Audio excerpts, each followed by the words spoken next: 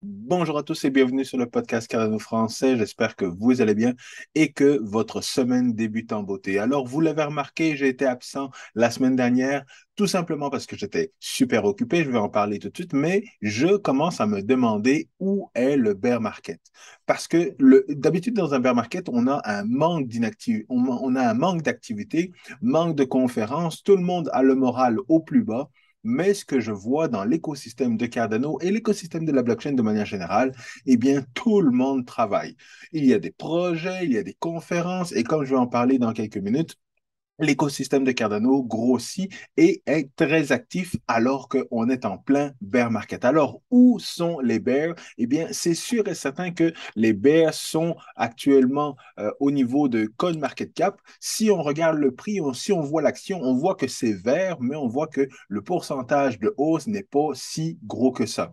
Alors, ce qu'il faut savoir évidemment, c'est que il y a le prix des différentes crypto-monnaies et puis il y a la valeur des différentes crypto-monnaies. Et le prix ne correspond pas toujours à la valeur. Pourquoi? Parce que la valeur actuellement est en train de se bâtir, est en train de se développer et on est en train de bâtir des relations également d'un point de vue politique, d'un point de vue des régulations. Donc, tout ça augmente la valeur de l'écosystème de la blockchain, mais le prix n'est pas reflété actuellement. C'est pour ça qu'il y a des opportunités et c'est pour ça que justement, le bear market est le meilleur moment pour accumuler le plus de crypto.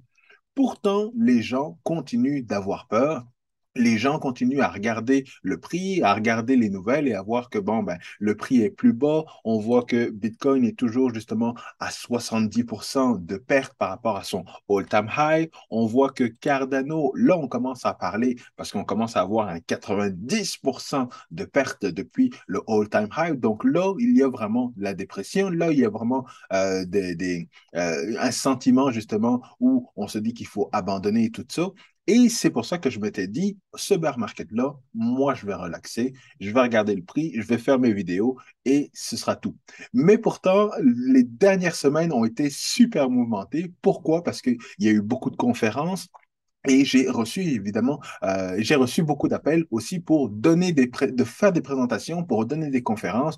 Alors moi qui pensais justement relaxer, faire mes vidéos, eh bien des 2 dernières semaines, c'était juste, peux-tu nous faire une conférence sur le DeFi? Peux-tu nous faire une conférence sur la transformation numérique? Peux-tu nous faire une conférence sur l'innovation? Et donc tout ça, on voit que justement personne ne baisse les bras et que tout le monde est en train de travailler très fort même au niveau de Charles Hoskinson, justement, dans les dernières semaines, il a fait un bon nombre de vidéos. J'ai regardé toutes ces vidéos-là.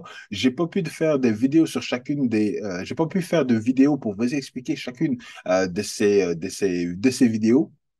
Mais au moins aujourd'hui, je vais vous faire un point de vue au niveau des updates au niveau de Washington, au niveau du développement avec les régulateurs et dans le fond, vous expliquer ce qui est en train de se bâtir et se construire pour le prochain bull run parce que c'est vraiment très, très important.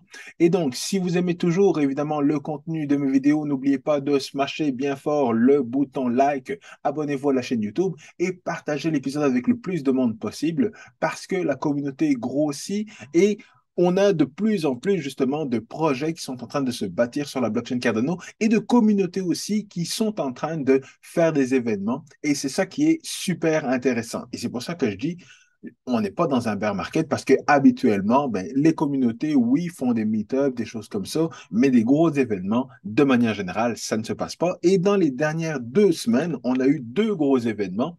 Le premier qui a été super intéressant, CNFT Coin. Alors ça, c'était un événement auquel je ne m'attendais pas, mais il a eu une super réception, autant au niveau des speakers, au niveau de l'agenda. Vous les voyez, les partenaires, il y avait quand même de gros partenaires qu'on commence à connaître dans l'écosystème. L'agenda était super chargé avec plusieurs stages. Alors, il y avait le JPEG stage, là où on a vu différentes conférences. On avait Ben Goodzel, qui est justement le CEO de Singularity Net, qui a fait justement une présentation et tout ça.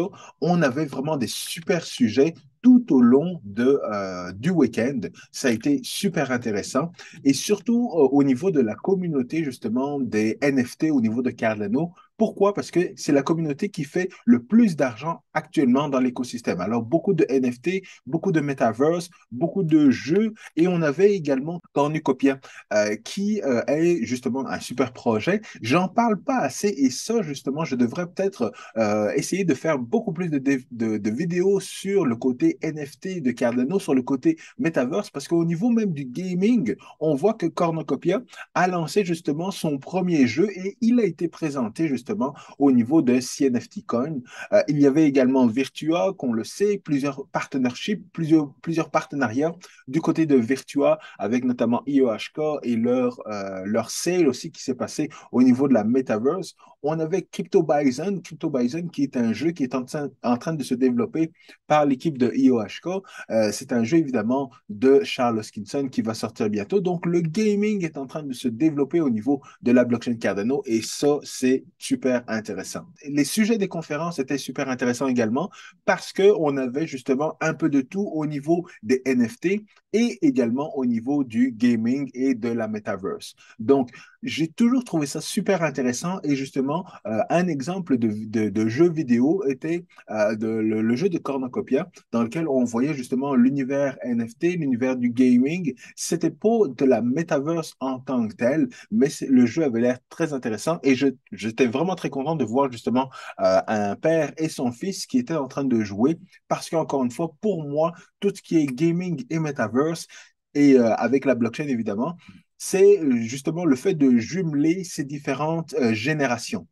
Donc, si moi, je veux justement aller au niveau de la metaverse, exactement comme je le disais pour Virtua, donc moi, j'irai dans la metaverse et moi, j'irai dans des jeux pour rencontrer des gens de la communauté de Cardano, pour participer à des événements au niveau de Cardano, au niveau de la blockchain et tout ça, eh bien, c'est pour ça que j'aimerais expérimenter la metaverse. Mais par exemple, pour mon fils, qui est beaucoup plus jeune, s'il y avait des jeux, s'il y avait des interactions, s'il y avait justement des objets NFT à retrouver et à collectionner et tout ça, eh bien, tous ces aspects-là seraient super intéressants. Mais évidemment, pour arriver à cette étape-là, il faut que le jeu soit un jeu. Il ne faut pas que le jeu ait justement des mots-clés comme NFT, comme blockchain et tout ça. Il faut que ce soit tout simplement un jeu dans lequel on peut collectionner différentes armes, différents sujets, dans lequel on peut interagir avec différents personnages. Et ça va captiver l'attention évidemment des gamers. Mais après ça, on peut avoir le côté communautaire, le côté événement, le côté participation, le côté DAO. On peut avoir tous ces éléments-là qui vont justement intéresser une autre proportion de la communauté qui va être des gens comme moi qui faisons partie de la communauté de Cardano et évidemment qui sommes très impliqués au niveau de la blockchain. Donc, encore une fois, de l'interopérabilité, encore une fois, justement, différents intérêts, mais qui doit être jumelé dans un jeu qui doit être interopérable, évidemment, avec les autres jeux. Et évidemment, tout ça en utilisant une technologie qui n'a pas besoin d'être énoncée parce que, justement, on veut tout simplement avoir l'expérience sans avoir le côté technique. Donc l'événement était super, les différentes vidéos étaient très intéressantes. Donc, ça a été un gros événement qui a été très apprécié de la communauté et pour lequel, justement, on voit qu'il y a encore beaucoup de développement. Les gens ne sont pas en train de ne rien faire dans la communauté de Cardano. Il y a beaucoup de développement et c'est très important, encore une fois, d'être en mesure de spotter les projets, d'investir si vous voulez investir, mais surtout d'en apprendre parce qu'on en apprend beaucoup lors de ces événements. Un autre événement qui était très intéressant, c'est Rare Bloom. Alors cet événement-là était un événement beaucoup plus général. Donc c'était pas spécifique à NFT ou quoi que ce soit. On a eu encore une fois beaucoup de partenaires et c'était quasiment les mêmes que dans l'autre événement. Donc c'est pour ça que il y a eu l'événement CNFTCon. Par la suite, il y a eu cet événement-là et tout le monde était là. Tout le monde est revenu, tout le monde a participé aux deux événements. Donc là, on voit évidemment SingularityNet, Clay Nation qu'on voyait, MinSwap, tous les projets de Cardano ont soutenu justement cet événement-là. On voit les différents guests, on voit également le côté politique, donc je vais revenir dans quelques minutes. BitBoy, évidemment, la personnalité YouTube au niveau de la blockchain. Et donc, encore une fois, au niveau de l'agenda, c'était encore une fois très chargé et très diversifié, ce qui était vraiment super intéressant. Et là, justement, on avait Charlotte Skinson qui a parlé, c'était intéressant. On a aussi les gars de Milkomeda. Milkomeda avec la présentation de Sébastien Guimau qui était intéressante par rapport au fait qu'il a bien différencié justement le sujet de sidechain, de second layer, de roll-up. Donc, il a bien expliqué justement tous ces différents termes qu'on entend et parfois on est pas, on commence à devenir perdu avec ces différents termes et ces différentes technologies. Donc, une super présentation qui a été faite, mais on voit, il y en a eu bien d'autres. Et si vous avez l'occasion, encore une fois, eh bien, regardez les différentes vidéos, regardez les différentes conférences parce que les sujets, encore une fois, valent la peine d'être écoutés. Et Ben Gardner, qui était encore là avec Singularity Net, il n'y a pas eu d'annonce en tant que telle, ben, quoique il y a une très bonne... oui, il y a eu la nouvelle par rapport à Lace, le wallet justement de IOHK, le Light Wallet de IOHK, qui intègre évidemment Atala Prism, qui est l'identité numérique directement sur le wallet. Donc ça, c'était très intéressant et très important. Et encore une fois, ça démontre que le prix des différentes cryptos nous font penser que nous sommes dans un bear market, mais les différentes activités, les différents développements qui se font actuellement, et comme je vous le dis, c'était une conférence avec le main stage, un second stage, et il y en avait un troisième également. Donc, ça a été beaucoup, beaucoup, beaucoup d'informations de l'univers de Cardano, un univers qui ne dort quasiment pas. Et ça m'amène à mon troisième sujet au niveau de cette vidéo-là, qui est pourquoi est-ce que toute la communauté de la blockchain, ou beaucoup justement d'influenceurs au niveau de la blockchain, ignorent le projet Cardano? Et ça, c'est une question que je me suis posée très longtemps parce que justement, je suis évidemment d'autres YouTubers, je suis d'autres personnalités au niveau des cryptos, et le nom de Cardano n'arrive jamais lorsqu'on parle des différentes blockchains, surtout les blockchains de contrats intelligents. On parle toujours de Ethereum, de Solana, de Algorand et de toutes ces autres cryptos, mais le nom de Cardano ne sort jamais. Et surtout de la part de Anthony Pompliano, dont je suis évidemment la chaîne YouTube. J'apprécie cette personne-là parce que ses différentes vidéos sont très intéressantes d'un point de vue business et d'un point de vue évidemment Bitcoin et blockchain, écosystème. Mais chaque fois, je me demandais, mais pourquoi est-ce qu'il ne parle pas de Cardano et pas nécessairement de dire Cardano est super intéressant et moi j'adore et tout ça. C'est pas ça. Mais je voulais juste qu'il adresse le fait que Cardano est parmi les blockchains qui réussissent bien et qui justement permettent de faire des applications avec des contrats intelligents et tout ça. Simplement approuver, simplement mentionner Cardano dans ses vidéos, en tant qu'il parle de Solana et de toutes les autres blockchains. Et Alcon Daily, encore une fois, ils l'ont eu sur leur chaîne YouTube et ils ont posé tout simplement la question à savoir pourquoi est-ce que tu ne mentionnes pas Cardano dans ces vidéos. Et donc, la réponse était quand même intéressante parce qu'il mentionne il mentionne différentes blockchains, mais qu'il n'en sait pas plus nécessairement au niveau de Solana ou des autres blockchains comme Algorand et tout ça, mais qu'il les mentionne parce que justement, il ne fait pas attention. Et dans le fond, c'était à peu près sa réponse. Alors, ce que je trouve intéressant quand même, c'est pourquoi ignorer de mentionner Cardano, mais de mentionner Solana, qui, Solana, on le sait, a souvent des problématiques. Solana, qui, justement, est la blockchain des différents VC. Solana, qui n'est pas une blockchain de troisième génération de façon générale. Mais pourquoi mentionner cette blockchain-là et pas mentionner justement Cardano? Il a plusieurs fois mentionné également Polkadot. Donc, c'était la question et évidemment, la réponse, je pense à une réponse, mais je n'ai jamais donné la réponse tout haut, mais ce que je sais et ce qui a été prouvé, c'est que, évidemment, vous savez, Solana est une blockchain où il y a beaucoup de VC qui ont investi justement dans cette blockchain-là.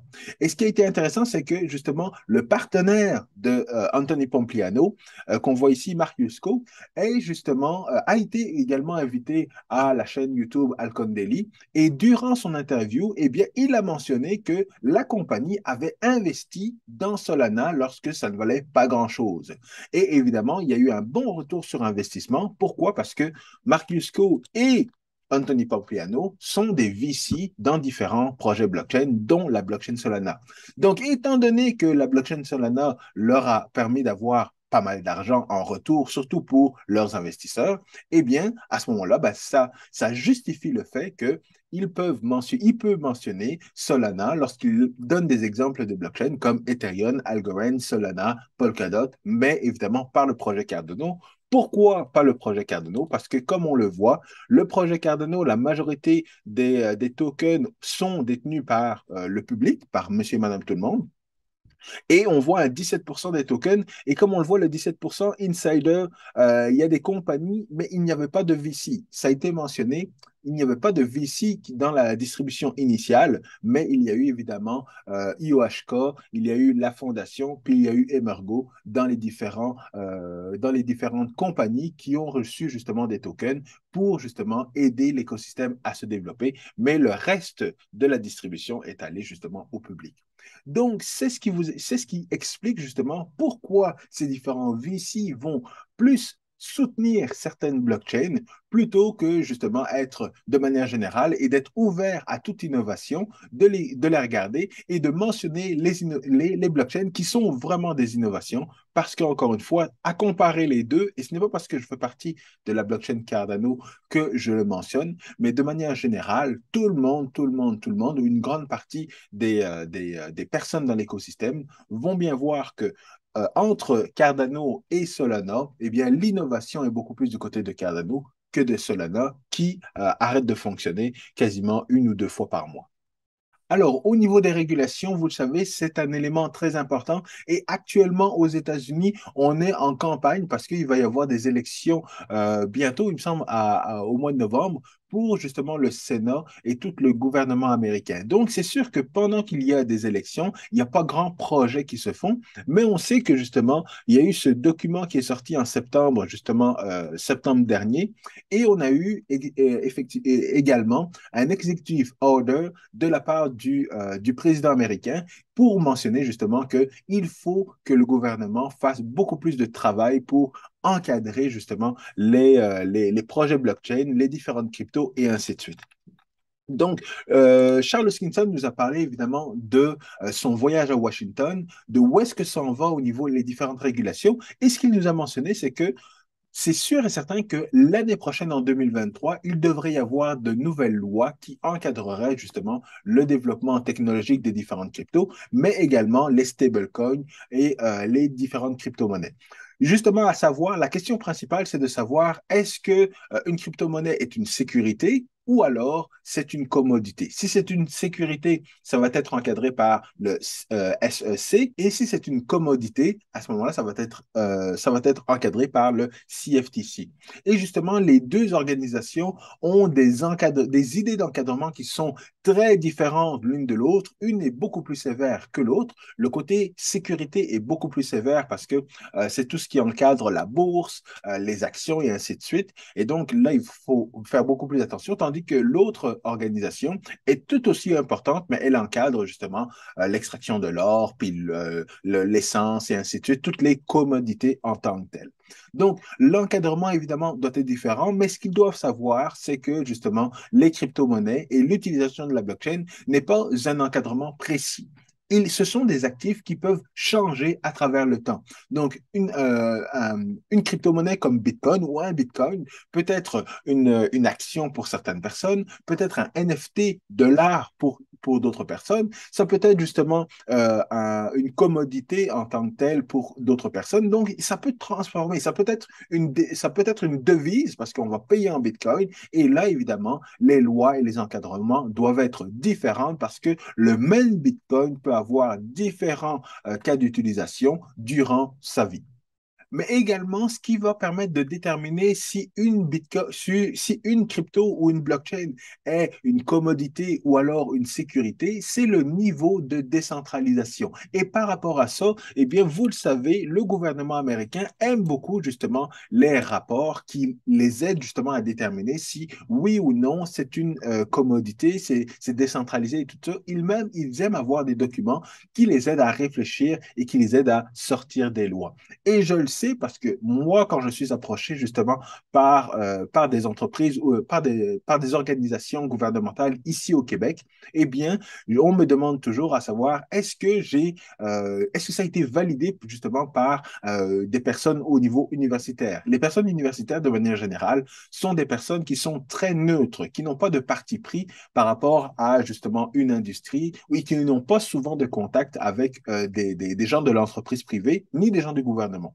Donc, c'est très bon et c'est pour ça que je fais quand même je fais souvent des conférences dans les universités et dans les collèges ici pour pouvoir justement développer ces partenariats, développer ces relations pour pouvoir aider justement des institutions. Ou alors, j'ai également des contacts dans des organisations qui sont des organisations à but non lucratif. Donc, à ce moment-là, normalement, il n'y a pas d'influence qu'on peut avoir parce qu'on travaille de manière neutre et de manière objective. Et c'est pour ça, évidemment, que Charles Hoskinson a développé justement ce nouveau laboratoire à Édimbourg, à l'Université d'Édimbourg. Et ce qui est intéressant, c'est que cette université, notamment, est une des meilleures universités pour la recherche et le développement académique en blockchain. Alors, l'Université d'Édimbourg est numéro 40, il me semble, oui, c'est ça, l'université numéro 40. Mais on sait que justement, IOHK travaille avec différentes universités qui se retrouvent justement dans le top 40 des meilleures universités dans le monde pour la technologie blockchain. Et donc, la raison pour laquelle Charles Hoskinson a développé ce lab au niveau de Édimbourg, c'est justement pour étudier le degré de décentralisation des différentes blockchains dans l'industrie. Et à ce moment-là, ça permet justement d'avoir des concepts au niveau de savoir qu'est-ce que est la décentralisation? Est-ce que avoir deux nœuds sur une blockchain est plus décentralisé que d'en avoir 10 ou d'en avoir 100? Est-ce qu'une blockchain qui a besoin de redémarrer, d'un redémarrage manuel est une blockchain qui est décentralisée? Ou alors une blockchain qui roule depuis 12 ans, depuis sa naissance et qui n'a jamais eu besoin de personne est une blockchain décentralisée? Est-ce peut y avoir des degrés de décentralisation ou alors est-ce qu'il peut y avoir des checkpoints? Donc, toutes ces concepts-là, toutes ces idées-là vont nous permettre d'avoir des idées, mais des idées qui seront justes et qui pourront être débattues pour savoir qu'est-ce que la décentralisation. Est-ce que justement une crypto-monnaie qui est née de manière centralisée peut devenir décentralisée avec le temps et quelles sont ces différentes étapes qui vont conduire à une décentralisation? Alors, tous ces éléments-là, ce sont des éléments qui, pour moi, sont importants et qui sont des métriques qui vont permettre justement de développer mes connaissances en termes de blockchain, de décentralisation.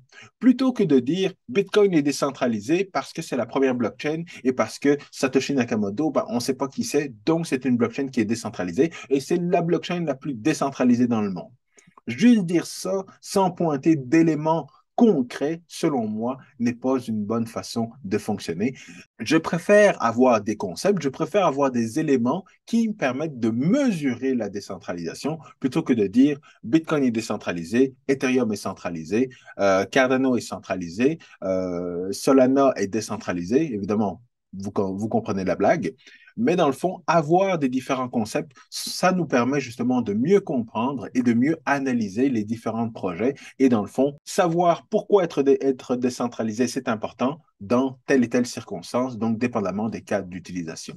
Donc ça, c'est un élément évidemment très important. Et ce genre de lois-là vont arriver dans la prochaine année. Et ça va permettre encore une fois de savoir si jamais le gouvernement américain arrive à déterminer où est-ce que cette régulation doit être faite et par qui, dans le fond, les crypto-monnaies doivent être régulées par le CFTC ou alors par le SEC, à ce moment-là, ben, il va y avoir une meilleure attraction et un meilleur encadrement qui va permettre le développement justement de l'écosystème de la blockchain de manière générale. Et s'il y a ce développement-là, et bien à ce moment-là, les différentes cryptos et les différentes blockchains comme la blockchain Cardano vont pouvoir en bénéficier. Donc, vous le comprenez, dans la prochaine année, il va y avoir des régulations, il va y avoir un meilleur encadrement. Ce ne sera pas parfait, mais ça va permettre à différents projets de démarrer. Et pourquoi c'est important? Parce que des personnes comme Monsieur O'Larry, Monsieur Wonderful, attendent ces régulations-là et il n'est pas le seul. Lui, c'est un investisseur qui a énormément d'argent, énormément de connexions justement à l'étranger et il sait que lorsque cet encadrement va arriver, notamment au niveau du minage de Bitcoin, eh bien, il va permettre justement, ça va lui permettre d'avoir plus de poids lorsqu'il va parler justement à ces différents investisseurs. Parce qu'il sait que lorsque cette régulation va arriver, du jour au lendemain, différentes entreprises vont être prêtes et vont annoncer qu'ils participent au minage de Bitcoin, au développement sur la blockchain de Bitcoin, qui vont offrir des services pour justement au niveau des crypto-monnaies, pour pouvoir investir, pour pouvoir développer des applications, des contrats intelligents, des nouveaux services financiers pour les gens ici en Amérique du Nord et les gens dans les pays en voie de développement. Donc, tout ce qu'on attend, évidemment, c'est tout ça, cette régulation qui va arriver au courant de l'année prochaine et qui va justement amener du momentum jusqu'au prochain bull run qui devrait être peut-être fin 2023, début 2024. Donc ça, c'est important de le retenir et c'est important d'être prêt. Moi, je vous laisse là-dessus pour aujourd'hui et je vous retrouve la semaine prochaine avec plus de vidéos sur l'écosystème de Cardano. À très bientôt, à la semaine prochaine. Peace.